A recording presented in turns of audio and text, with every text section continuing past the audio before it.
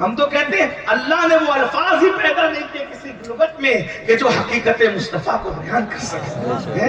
جب اللہ ان کی زلفوں کو واللیل کہتا ہے، ان کے چہرے کو والضحیٰ کہتا ہے، ان کے دانتوں کو والنجم کہتا ہے، ان کے چادر اوڑھنے کو مدثر کہتا ہے، ان کے چرمٹ مارنے کو مزمل کہتا ہے، ان کو طٰہٰ کہتا ہے، ان کو یاسین کہتا ہے. ذرا غور کریں، ہے کسی مولانا نے ہمت مولوی صاحب میں کہ طٰہٰ اور یاسین کا ترجمہ بیان کر سکے؟ جن کے القاب کا ترجمہ نہیں بیان کر سکتے، اس نبی کی شان کی ترجمانی کیسے کر سکتے ہیں؟ ان کی حقیقت کی ترجمانی انہوں نے تو حضرت صدیق اکبر سے کہا، یا ابا بکر لم یعرفنی حقیقتا غیر ربی، اے ابو بکر میری حقیقت کو میرے سوا کوئی نہیں جانتا، کوئی نہیں جانتا ان کی حقیقت کو، ان کی شان کو. یہ وہی ہے اول، وہی ہے آخر، وہی ہے ظاہر، وہی ہے باطن، اسی کے جلوے، اسی سے ملنے، اسی سے اس کی طرف گئے. بندہ ملنے کو قریب حضرت قادر گیا، لمعے باطن میں گمنے جلوے ظاہر گیا. تو حضور کی شان بیان کر، حضور کے وفادار رہا صلی اللہ علیہ وسلم. تو اس دور کی بات ہے، اورنگزیب مزار پہ جاتے ہیں. ارے بات بتاؤ، آپ سوچتے ہیں جب اللہ ہر جگہ سنتا ہے تو مزار پہ کیوں جائے؟ تو اللہ خود ہی کہتا ہے ان رحمت اللہ قریب من المحسنین، کہ اللہ کی رحمت محسنوں کے قریب ہے. دعا کہاں قبول ہوتی ہے؟ خدا کی رحمت سے. اور رحمت کہاں ہے؟ ولیوں کے قریب. اللہ کہہ رہا ہے ولیوں کے. ایک مرتبہ پیر مہر علی شاہ صاحب رحمت اللہ علیہ یہ واقعہ بیان کر رہے تھے کہ اللہ کی رحمت ولیوں کے قریب ہے. کتنا بھی پاپی آدمی ولیوں کے مزار پہ جائے وہاں رحمت برستی رہتی ہے. وہ چلا جاتا ہے تو اس پہ بھی برستی، اس کی دعا قبول ہو جاتی ہے. ہو سکتا ہے ادھر ادھر کرے تو دیر ہو، لیکن ولی کے یہاں جلدی قبول ہوتی ہے، اس لیے وہ لوگ ولیوں کے یہاں جاتے ہیں. تو ایک نوجوان کھڑا تھا، نوجوان چھپ رہے تو نوجوان چھپ رہے.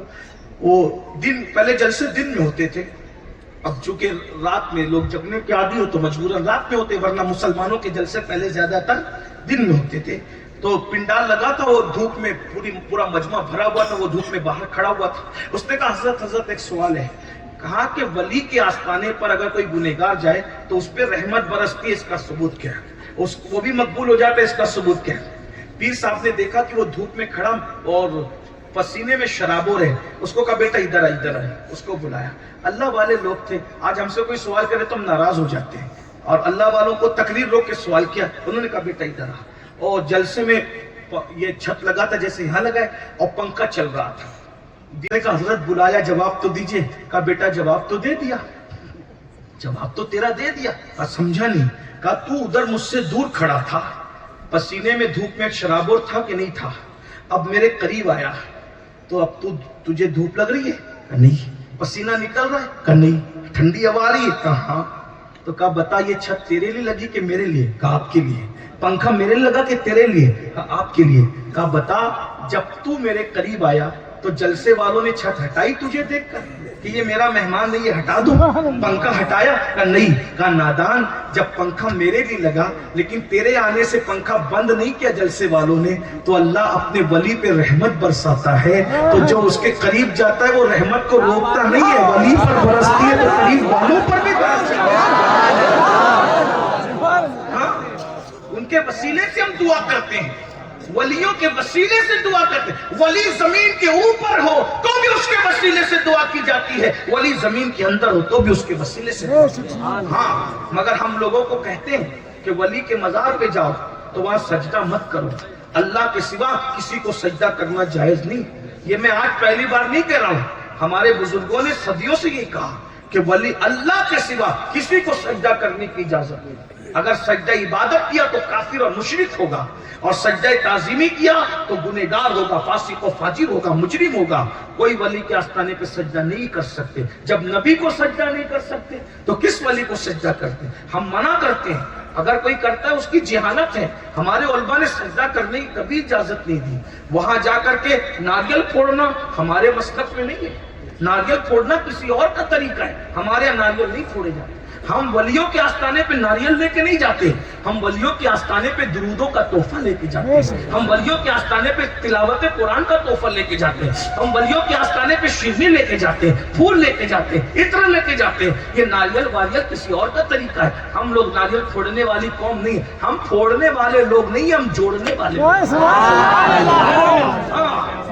مزار پہ جاؤ بزرگوں کے طریقے سے، جب خوشبو لگا کے جاؤ، باوضو جاؤ، درود پڑھتے جاؤ، تلاوت کرو، اور جب مزار پہ جاؤ تو 2 ہاتھ کے فاصلے پہ کھڑے رہو، اور کھڑے رہ کر وہاں ادب سے ایسے ادب کرو کہ ظاہری حیات میں وہ بیٹھے ہوتے تو کیسے ادب کرتے ویسے ان کا ادب کرو۔ اگر ظاہری حیات میں ہوتے تو کیا ان کے اوپر گر پڑتے ہو، ان کے کندھوں پہ ہاتھ رکھ کے پورا وزن ڈالتے آپ؟ نہیں نا، تو ایسے دوری سے تو آپ زیارت کرتے ہے نا۔ یہاں کوئی بزرگ ہوتا تو میں یعنی یہ بزرگ لوگ تو ہیں لیکن کوئی واقعی جو ہے یعنی جس کو آپ اللہ کا ولی سمجھتے ہیں اگر ہوتا تو میں بتاتا کہ آپ اس کو دور سے ادب سے دیکھتے، زیادہ سے زیادہ اس کے ہاتھ چومتے، قدم بوسی کرتے، کیا سجدہ کرتے نہیں کرتے، اس کے اوپر گر پڑتے نہیں نا، ایسا نہیں کرتے۔ تو اس لیے وہاں بھی جاؤ تو ادب سے جاؤ، کیونکہ ہمارا عقیدہ ہے ولی زمین پر ہے تو بھی زندہ ہے، زمین کے اندر ہے تو بھی زندہ ہے، وہ صحیح سلامت ہے اور وہ تمہیں دیکھ رہا ہے، وہ تمہیں سن رہا ہے۔ کیسے؟ اللہ کی طاقت سے، اللہ کی دی ہوئی طاقت سے، کیونکہ ولی کے لیے اللہ کہتا ہے میں اس کے کان ہو جاتا ہوں جس سے وہ سنتا ہے، میں اس کی آنکھ ہو جاتا ہوں جس سے وہ دیکھتا ہے، میں اس کی زبان ہو جاتا ہوں جس سے وہ بولتا ہے۔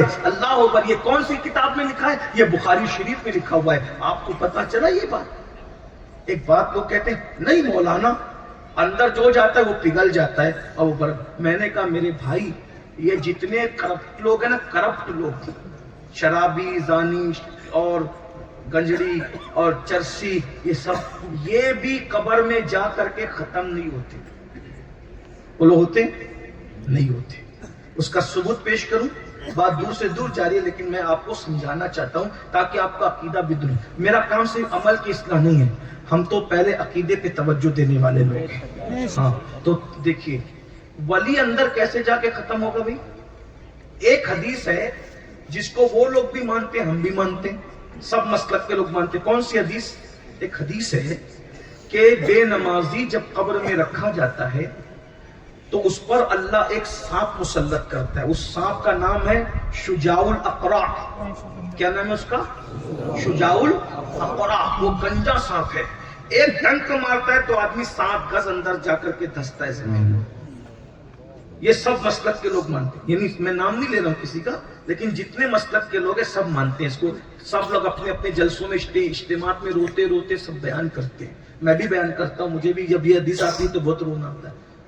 آپ بھی روئیں گے کہ کیونکہ یہ ہے ہی حدیث ایسی۔ آقا علیہ السلام نے فرمایا اگر فجر نہیں پڑا تھا نا تو وہ سانپ ظہر تک ڈستا ہے، ایک ڈنک مارے تو آدمی 7 گز اندر جا کے دھسے، پھر وہ نکالتا ہے، پھر ڈستا ہے، پھر نکالتا ہے۔ ایک بار ڈسے تو برداشت نہیں ہے تو بار بار ڈسے، وہ کتنا ڈسے گا؟ فجر نہیں پڑی تو ظہر تک کتنے گھنٹے؟ کم سے کم 6-7 گھنٹے۔ ظہر نہیں پڑی تو عصر تک ڈسے گا، عصر نہیں پڑی تو مغرب تک ڈسے گا، مغرب نہیں پڑی تو عشاء تک ڈسے گا، عشاء نہیں پڑی تو پھر فجر تک ڈسے گا، اور اگر نماز نہیں پڑھتا تو قیامت تک ڈستا رہے گا۔ ہے نا لرزا دینے والی حدیث؟ وہ لوگ بھی مانتے ہیں، ہم بھی، دونوں فرقے بلکہ سارے فرقے اس پر اس حدیث پہ متفق ہے کہ ہاں وہ شجاع الاقرع قیامت تک ڈسے گا۔ سب مان گئے اس کو؟ کس کو ڈسے گا بھائی؟ بے نمازی۔ تو مٹی کو ڈسے گا، پتھر کو ڈسے گا، کس کو ڈسے گا؟ جس کو ڈس رہا ہے اس کا قبر میں ہونا ضروری ہے کہ نہیں ہے؟ بولو بھائی، بات سمجھ میں نہیں ہے؟ جس کو ڈس رہا ہے اس کا قبر میں ہونا ضروری ہے کہ نہیں ہے نا؟ مجھے دکھے کہ نہ دکھے مگر وہ قبر میں ہے نا جس کو ڈس رہا ہے، اس لیے کہ ہر چیز دکھے ہو اور دکھے ضروری ہے۔ ارے آج تک کبھی اپنا چہرہ دیکھا بغیر آئینے کے؟ اتنا اندھا انسان کی اپنے آپ کو نہیں دیکھ سکتا، اللہ کے رازوں کو کیسے دیکھ سکتا؟ جب بھی اپنا آپ دیکھا تو آئینے کے ذریعے سے دیکھا نا، مجھے میں نظر آ رہا ہوں، آپ اپنے آپ کو دیکھ سکتے ہیں؟ اپنے چہرے کو نہیں دیکھ سکتے، تو اللہ تمہیں بتا رہا ہے کہ تو اتنا مجبور ہے، گھمنڈ مت کر آنکھوں پر۔ جب تو اپنا چہرہ نہیں دیکھ سکتا بغیر آئینے کے تو میرا راز کیسے دیکھ سکتا ہے؟ تو دکھے کہ نہ دکھے مردہ، مگر مردہ موجود ہے، تبھی تو اس پہ عذاب ہو رہا ہے، ورنہ عذاب کس پہ ہو رہا ہے؟ جب وہ مٹی ہو گیا، ختم ہو گیا، وہ پگھل گیا تو عذاب کس پہ ہو رہا ہے؟ نمبر 2، چلے مان لیا کہ ہے، نہیں دکھ رہا ہے مگر ہے، بھائی ہوا آ رہی کہ نہیں آ رہی؟ ابھی ہوا آ رہی کہ نہیں؟ پرچم لگ رہے کہ نہیں؟ ٹھنڈک کدھر ہے؟ ہوا دکھ رہی ہے؟ نہیں دکھ رہی ہے نا؟ ہے نا ہوا؟ ہے کہ نہیں؟ دکھ نہیں رہی ہے۔ ہاں تو مردہ قبر میں رہتا ہے مگر اللہ کچھ لوگوں کو دکھاتا ہے، کچھ لوگوں کو نہیں دکھاتا، چھپا لیتا ہے، اس کے راز ہے۔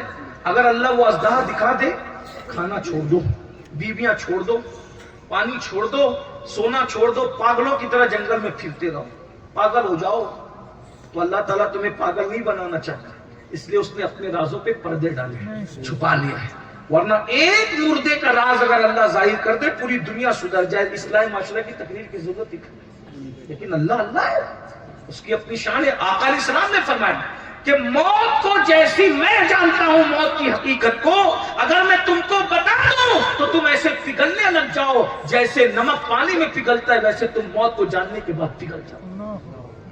جب موت کا یہ حال ہے تو مردوں کا کیا حال ہوگا؟ تو اللہ نے ہم پہ رحم کیا، کرم کیا کہ وہ 70 ماؤں سے زیادہ ہم سے پیار کرتا ہے، کروڑوں ماؤں سے زیادہ ہم سے پیار کرتا ہے۔ اللہ چاہتا ہے کھاؤ پیو سو آرام کرو، اس لیے اس نے اپنے رازوں پہ پردے ڈال رکھے، ورنہ مردہ موجود ہے قبر میں، اسی لیے تو عذاب ہو رہا ہے۔ موجود مانا اب موجود ہے مگر مردہ ہے، واہ بھائی زندے میں تو مزے اڑائے، اب مردے کو ڈس رہا ہے تو مردے کو اثر کیا ہوگا؟ مردے کو ڈسے کا کوئی اثر ہوگا؟ تو عذاب کے لیے موجود ہونا ضروری، اس کے بعد زندہ ہونا بھی ضروری، تو موجود بھی ہے اور زندہ بھی ہے۔ اور کب تک ڈسے گا؟ کب تک؟ قیامت تک۔ تو ارے بے نمازی جب اپنی قبر میں زندہ قیامت تک موجود ہے تو جس نے 40 سال تک عشاء کے وضو سے فجر پڑھی وہ غوث اعظم اپنی قبر میں موجود کیوں نہیں ہے؟ جس نے 90 لاکھ ایمان کی دولت دی وہ قریب نماز موجود کیوں نہیں ہے؟ فرق اتنا ہے کچھ لوگ سزا کے لیے موجود ہیں اور کچھ لوگ اللہ کی نعمتوں کو اٹھانے کے لیے۔ سبحان اللہ بھائی، اور اگر اس پہ ہی بات سمجھ میں نہیں آتی تو ایک بات اور سمجھ لیں جو میرا عنوان نہیں ہے۔ قبرستان جاتے ہو، سب مسلک کے لوگ جاتے، بولو سلام کرتے کہ نہیں کرتے؟ کیا کہتے ہیں؟ السلام علیکم یا اہل القبور، اے قبر والو تم پہ سلام ہو۔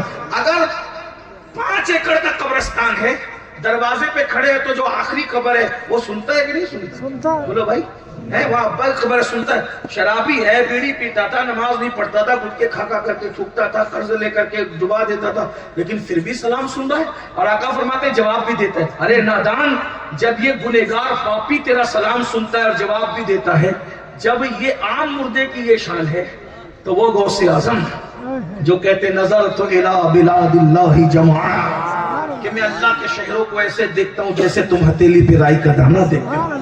تو عقیدہ درست کرو، لوگوں کے بہکاوے مت آؤ، یہ فتنوں کا دور ہے۔ ایسے میں بہت مثالیں دے سکتا ہوں۔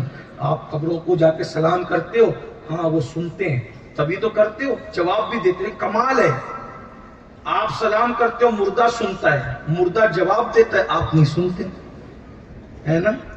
وجہ مردہ روح کی طاقت سے سنتا ہے اور آپ جسم کی طاقت سے سنتے ہو، تو جسم کی طاقت سے بڑی کس کی طاقت ہے؟